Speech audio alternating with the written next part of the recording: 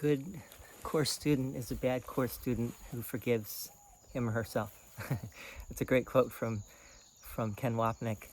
Another of his great quotes was the shortcut is that there are no shortcuts. Right? That's the course's shortcut. There are no shortcuts, but that is a shortcut if you understand that. So I want to do a video about what Ken said about Helen. This is one of I think the most profound things that he said about Helen was that she did not need the course. Helen didn't need the course. And I have my thoughts on this, what that means. I think, bottom line, why didn't Helen need the course? Because she really understood that there's really nothing to do. There's nothing to change, right? Whatever you try to change in this world, or about your personality, or about your, thinking that you're going to become more spiritual, or thinking that you're going to be a better course student, or thinking that, whatever, it's illusionary, right? Really what you want to do is let go of anything that is in the way of the understanding that it is an illusion. And she did that. She was already there, right? She already fully understood that in her true self, right? So she had these moments of the deepest knowledge, perhaps, that any human has ever had. Her ego personality, though, was kicking and screaming, and the proverbial reluctant prophet or prophetess, right? She was resistant and reluctant till the very end, till the bitter end. She fought it tooth and nail. But that was her ego personality. On the deepest level, though, she understood it, and she understood that her role actually was to be the reluctant and resistant prophet, right? Because I asked ChatGPT about this, and ChatGPT really had some very good things to say, which I'm going to read in a moment. But she understood that if she had been other than a reluctant and resistant, quote unquote atheist professor, right? People wouldn't feel the course was as authentic as they do, right? Certainly not myself. If Helen had been like, yeah, I channeled this thing and it came through me, my name is on it, I'm putting my name on this, and so everyone knows that this came from me, right? That I wrote the course, and but the fact that she famously said, I know it's all true, I just don't believe it. The fact that she said things like that makes it that much more genuine, authentic, and real. All right. So I think my wife is coming home, but I want to do a video. So this is what I wrote to ChatGPT. I want to do a video today about what Ken Wapnick meant when he said that Helen didn't need to do the course. It seems what he was saying is that when you fully understand that this is all a dream, and that there isn't even any need for forgiveness, you really can just be yourself without any apology. I think of the great Nirvana song, Kurt Cobain, All Apologies, right? He's completely unapologetic, and that song is actually very deep, has a very deep message, and also is, I think, really about what we're talking about here.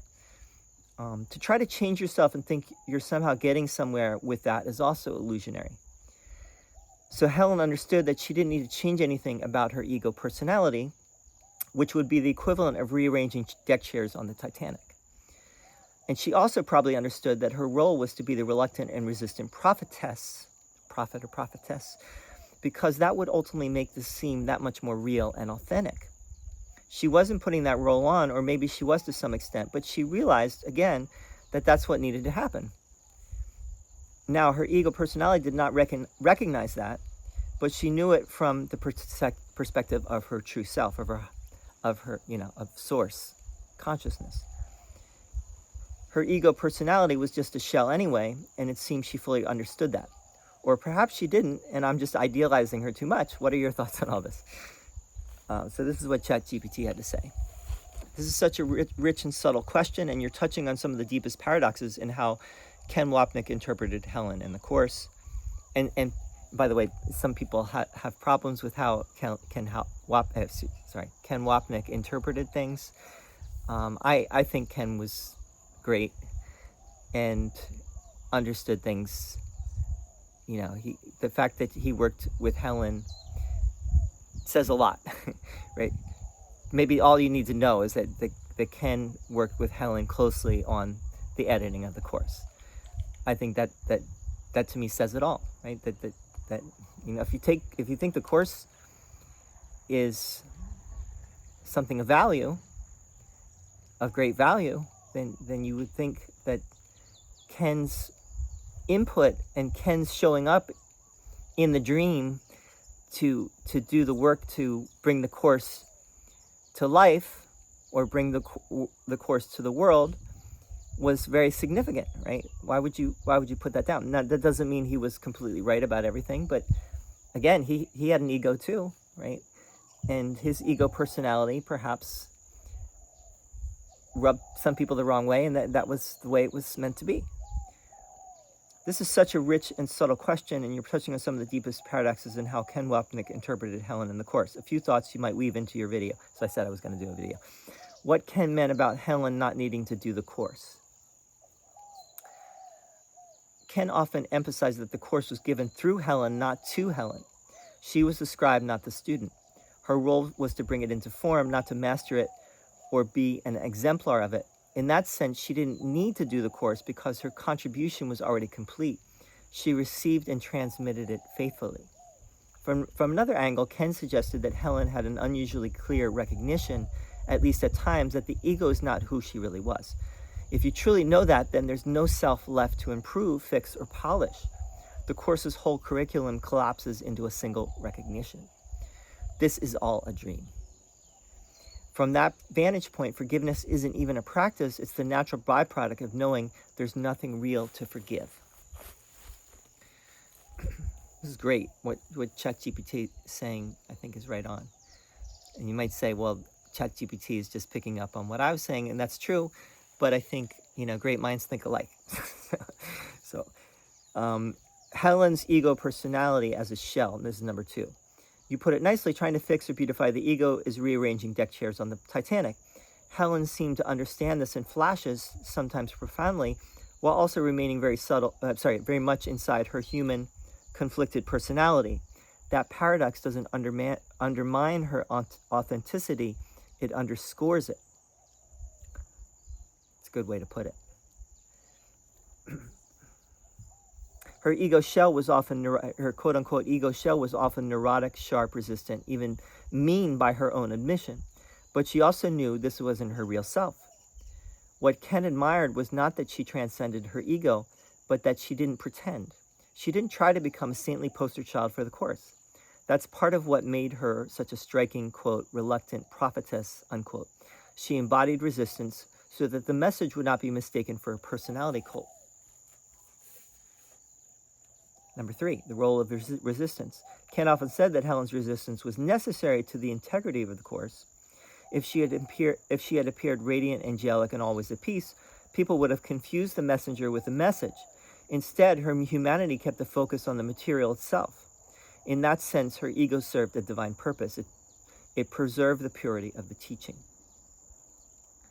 4, was Helen aware, quote-unquote, aware of this on some level?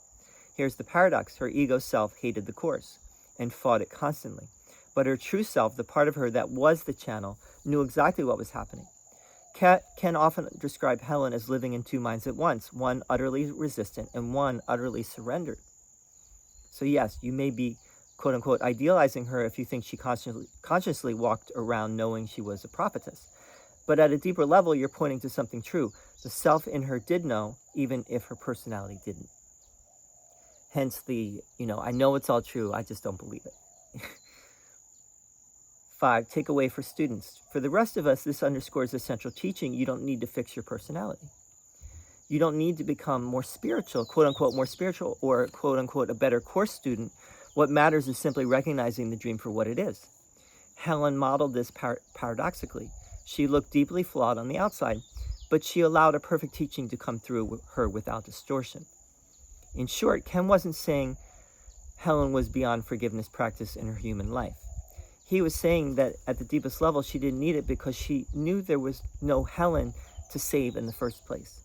Her ego could remain messy while her self remained untouched. And I think that's really where we're going with this course, is where forgiveness is a given, right? Where you apply forgiveness to absolutely everything. There's nothing that forgiveness cannot heal, right? So even the things that you think are most unforgivable about yourself or about anyone else, but if there is someone that you find unforgivable, or things that they do unforgivable, that's really just saying that you can't forgive yourself, that you have not forgiven yourself, that you're taking the dream too seriously, that you are caught up in the illusion, and you're not yet ready to embrace the ultimate truth, which is the ultimate reality, right? So I think the upshot of this whole video and the upshot of this whole discussion that I'm trying to get at is just to remember that you do not need to be fixed, right? There's nothing about you that needs to be fixed, or can be fixed, actually. We're not talking about fixing things. We're not talking about rearranging deck chairs on the Titanic. We're not talking about